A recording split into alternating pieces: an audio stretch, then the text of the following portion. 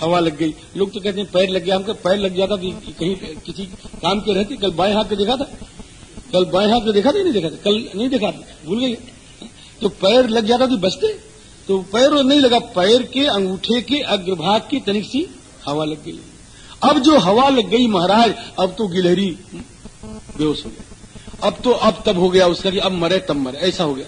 अब गिलहरी की जो पत्नी थी उसने राम जी के दरबार में जाकर के फरियाद की, और तब तक पुल भी बन रहा था। इधर पुल भी बन रहा, इधर फरियाद भी हो गई, है ना।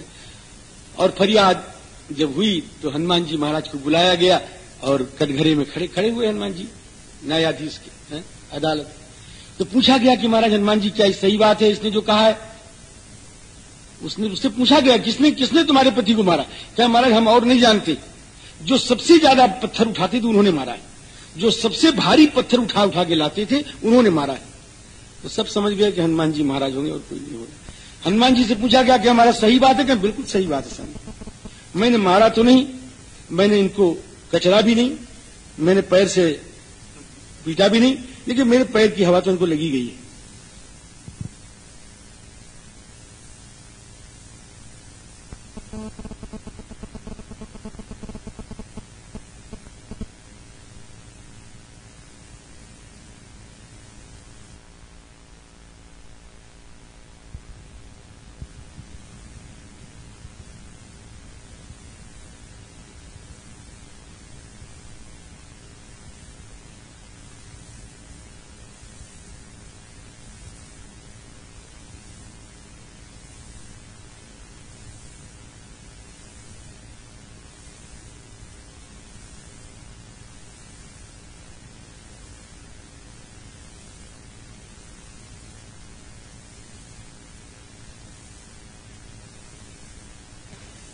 कि इनको क्या दंड दिया जाए।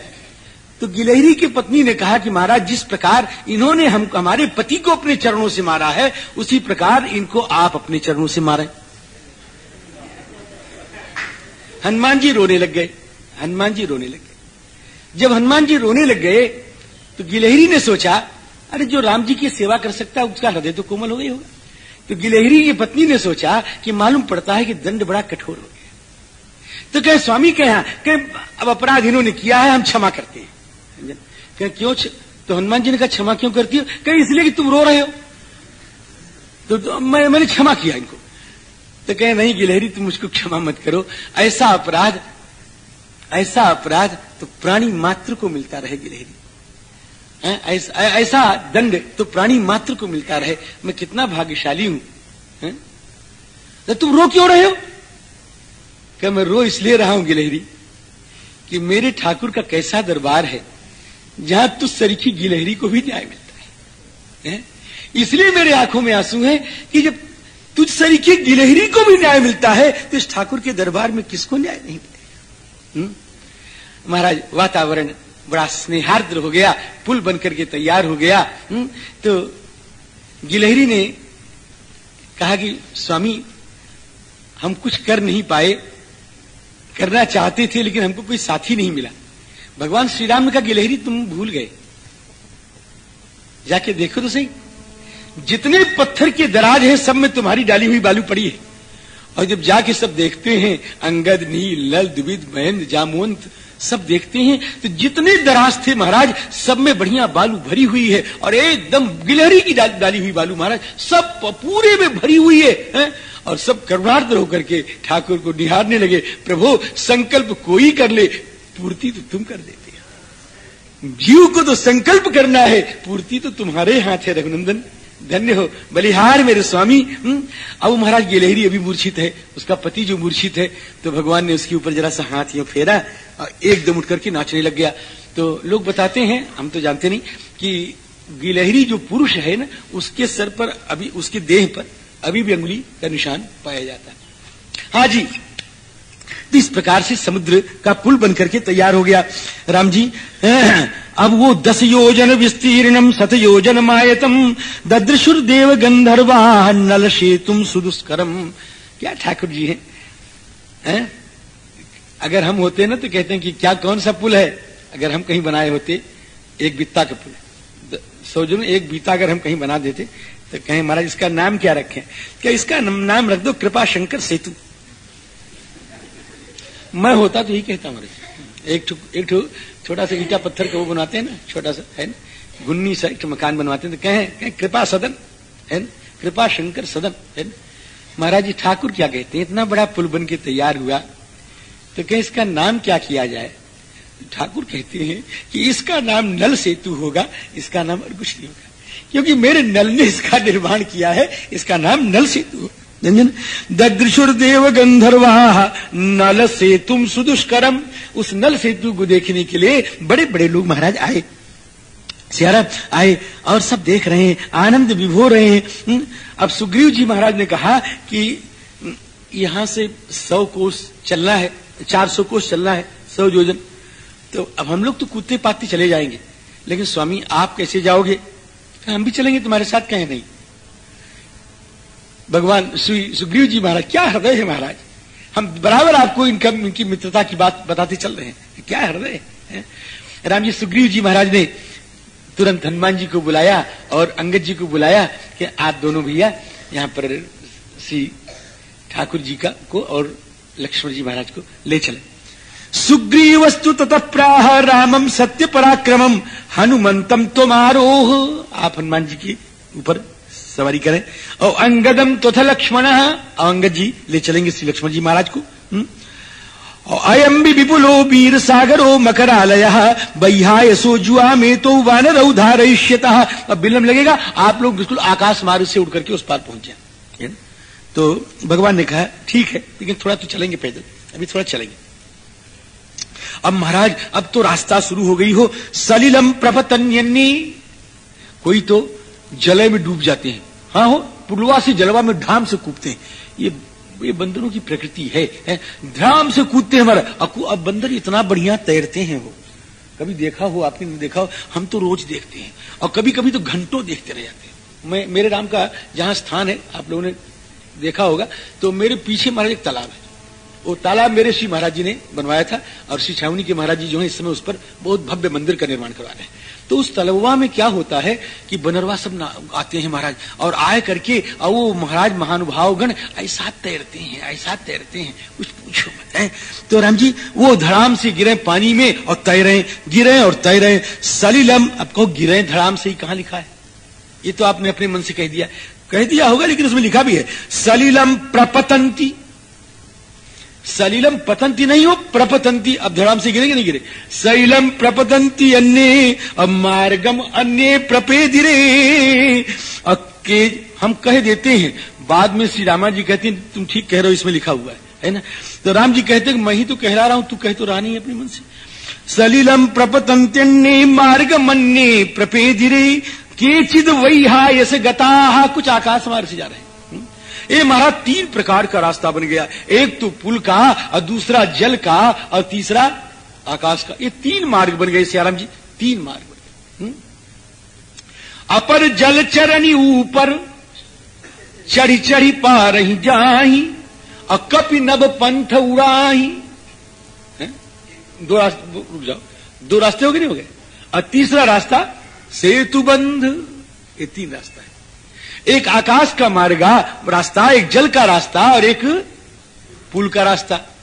इसी प्रकार, अब इसकी व्याख्या नहीं करूंगा, समय नहीं है। इस प्रकार से 3 मार्ग हैं। ये सोच लो 3 मार्ग हैं जीवन को पार करने के लिए, ज्ञान का, कर्म का और भक्ति का। तो ज्ञान का रास्ता तो ये ऊपर का है और कर्म का रास्ता ये पानी वाला है, समुद्र वाला, और भक्ति का रास्ता ये पुल वाला है। अब आप सोच लो किसको लेना है आपको, ये तो आप ही जानो, समझे ना, हम नहीं जानते। तो राम जी इस प्रकार से समुद्र का अतिक्रमण कर लिया महाराज जी, समुद्र पार हो गए।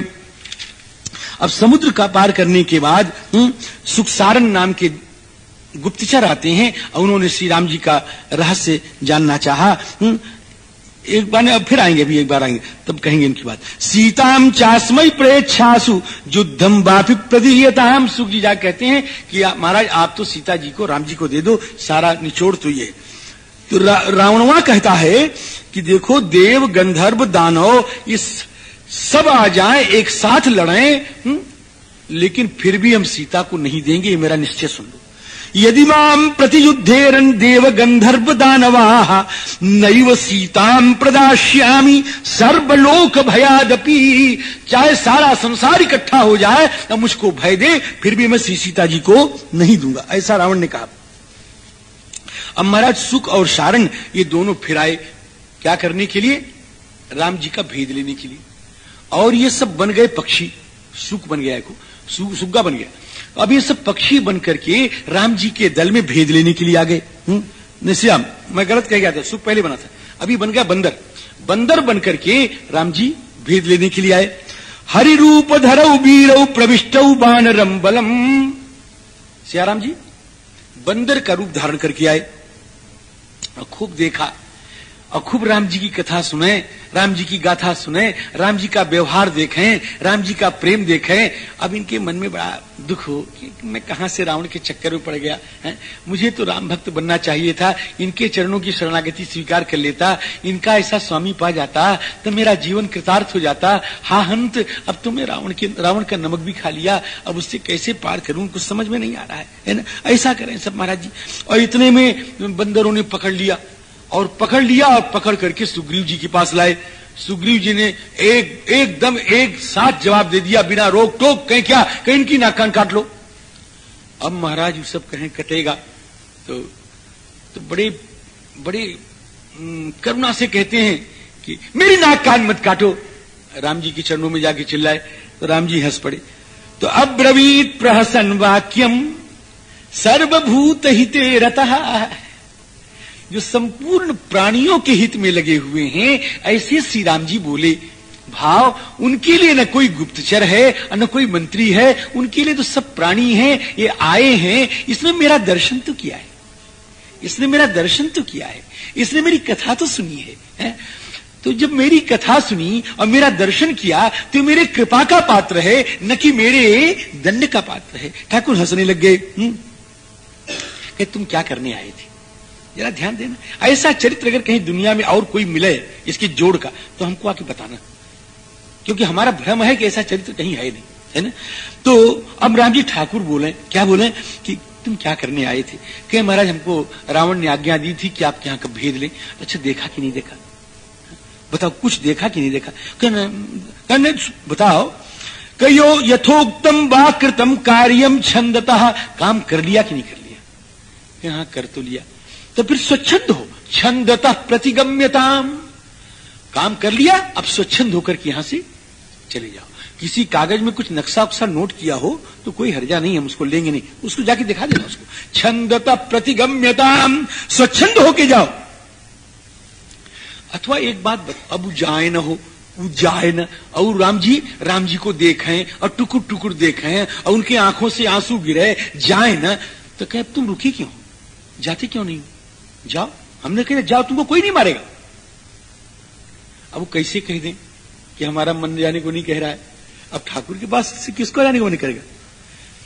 तो भगवान ने कहा शायद अभी कुछ देखना बाकी है क्या। भगवान कहते सुनो, अभी मालूम पड़ता कुछ बाकी है देखना। ए विभीषण जी महाराज कहीं यहाँ आइए, कहीं इनको हमारा सारा भेद जाके आप दीजिए। मेरा जो भेद ये न जानते हो वो सारा भेद जाकर के इनको मेरा दे दीजिए। अथ किंचित अदृष्टम वा भूयस्तद्रष्टुमर्हत विभीषणो वा कार्ष्णेन पुनः संदर्शयिष्यति। आपको विभीषण जी महाराज अच्छी तरह से कार्ष्णेन माने अच्छी तरह से एक एक चीज आपको दिखाएंगे और बताएंगे कि हमारी इतनी सेना है, इनमें इतनी शक्ति है, इनमें इतनी ताकत है। जाओ, भगवान तो चाहते हैं हो कि हमारा कोई भेद ले ले। आप सुन रहे, भगवान तो चाहते मेरा कोई भेद ले ले, लेकिन ये दुनिया ऐसी है कि संसार का भेद तो लेना चाहती है, ठाकुर का भेद नहीं लेना चाहती है। दुनिया के लोग खोद खोद के पूछेंगे, कहो तो फिर वहां गए थे तो ब्याह में क्या हुआ, तो कहीं ये हुआ, कहीं उसने दान क्या दिया, कहीं ये दिया, कहीं दहेज क्या दिया, कहीं ये दिया, कि दुल्हन कैसी थी, कहीं ऐसी थी, कि दुल्हा कैसा था, कहीं ऐसा था, कानी तो नहीं थी, कहीं नहीं आंखों वाली थी, कि दुल्हा कहीं लगड़ा तो नहीं था, कहीं नहीं था। अरे दुनिया ऐसा खोद खोद के पूछेंगे महाराज, कुछ पूछो मत। कोई अभी ब्याह वाला यही मिलेंगे सब, अभी मिलेंगे तो अभी आ रहे हैं बड़ा से लोग हैं, अब सब मिलेंगे तो पूछेंगे कैसा था, दुल्हा कैसी, दुल्हन कैसी, ये कैसा, वो कैसा, दिया क्या, खाए क्या, अरे बारात में साबुन कैसा मिला और तेल कैसा। अरे महाराज ऐसा सब पूछते हैं। अरे ये भेद तो सब लेना चाहते हैं, लेकिन ये नहीं कोई कहता कि राम जी कितने कृपालु हैं, राम जी ने किसके ऊपर कृपा की, राम जी की करुणा कैसे आती है, किसके द्वारा मिलती है, माध्यम कौन बनेगा, ये भेद कोई लेना नहीं चाहता है। अगर इस भेद को ले लो तो जीवन कृतार्थ। राम जी कहते मेरा भेद लो। राम जी कहते सुग्रीव जी ने कहा कि विभीषण को बांध के रखेंगे। क्यों बांध के रखोगे? कि भेद हमार लेन सठ आवा, राखिए बांधी मोहिया सुभा। ये मेरा भेद लेने आया है। तो भगवान हनुमान जी की ओर देख के मुस्कुरा पड़े। कहें देखो तुम्हारे स्वामी की नीति मुझको पहले नहीं मालूम थी कि जो भेद लेने के लिए आओ उसको बांधना चाहिए। तुम तो हनुमान हमारा विभीषण तो हमारा भेद लेने नहीं आया है, वो तो मेरे शरण में आया है। लेकिन हे हनुमंतलाल, तुम तो जब मेरे यहां पहले आए थे तो भेद ही लेने के लिए आए थे, लेकिन तुमको हमने बांध के नहीं रखा, तुमको हमने अपना भेद दिया है। और सुग्रीव तुम्हारे कहते बांध के रखो। फिर कहते भगवान सुग्रीव जी कहें कि भेद लेन पठवा दस सीसा, तब हुन भय कछु हानि कपीस। कुछ हानि नहीं। क्यों? कि हे सुग्रीव, जो हमारा भेद लेगा वो हमारा रहेगा, वो रावण का कभी बन नहीं सकता है, वो कभी रावण का नहीं बन सकता। रघुनंदन का भेद लेने के बाद व्यक्ति राम भक्त बनेगा, और रावण का भेद लेने के बाद वो महाराज जी दुनिया का बन जाएगा। इसलिए संसार का भेद लेने की कोशिश मत करो। अगर भेद लेने की इच्छा है तो रघुनंदन का भेद लो। भेद भगवान कहते कुछ न जाने हो तो विभीषण बता दे। ये विभीषण का बताने का मतलब कि हमारा भेद कोई भक्त ही बता सकता है। ऐरा गहरा नथु खैरा हमारा भेद नहीं बता सकता। हमारे भेद का निरूपण तो कोई भक्त बताएगा, कोई डूबा हुआ बताएगा। इसलिए विभीषण बताएंगे। राम जी विभीषणो वा कार्ष्णेन पुनः संदर्शयिष्यति, न चेदम ग्रहणम प्राप्य भेद। घबराओ मत बिल्कुल। न्यस्त शस्त्रौ गृहीतौ च न दूतो बधमर्हतः। दूत कभी मारने योग्य नहीं होता। आप लोग अब महाराज जी अब सुख सारन तो क्या करें, आंखों से आंसू बहे, गदगद हुए, ठाकुर को बार बार निहारें और देखें, और देखने के बाद जब यहां से चले तो ठाकुर की जय ध्वनि करते हुए यहां से प्रस्थान कर रहे हैं। महाराज जी मंगल ध्वनि जय ध्वनि करते हुए, हे प्रभु की जय हो, राम जी की जय हो, मेरे ठाकुर की जय हो, ऐसा कहते हुए महाराज जी यहां से प्रस्थान कर रहे हैं। जयति प्रतिनंदनम राघवम धर्मवत्सलम, रामो दासरथि श्रीमान, लक्ष्मणश्च विभीषणः, सुग्रीवश्च महातेजा, महेंद्र सम विक्रमः। इस प्रकार से अब ये महाराज पहुंच गए जाकर के, और जाकर के उन्होंने बताया कि महाराज ऐसी ऐसी, अब सारी सेना का भेद दिया उन्होंने। महाराज कई सर्गों में है सारे कहे महाराज वो अंगद महाराज, वो जुवराजो अंगदो नाम त्वाम आह्वयत संजुगे। हे रावण जी महाराज, जुवराज जो अंगद हैं वो पुकार रहे हैं और तुमको समरांगण में ललकार रहे हैं, आओ जल्दी आओ, मारे हम तुमको, लड़ने के लिए एकदम तैयार हैं राम जी। और वो महाराज कहे अच्छा एक बात बताओ, कहें क्या कि अंगद में और सुग्रीव में कैसी बनती है? अरे कहीं बनती क्या है? बालिन सदृशा पुत्र सुग्रीवस्य सदा प्रिय, राघवार्थे पराक्रांत शक्रार्थे वरुण। सुग्रीव के प्यारे पुत्र हैं। इस प्रकार से जामुन जी का परिचय दिया कि जामुन जी महाराज ऐसे सब वीरों का परिचय देते हुए, सबके बात करते हुए, सेना का सब निरूपण करते हुए सी आगे चल रहे हैं कि देखो राम जी बड़े अच्छे हैं।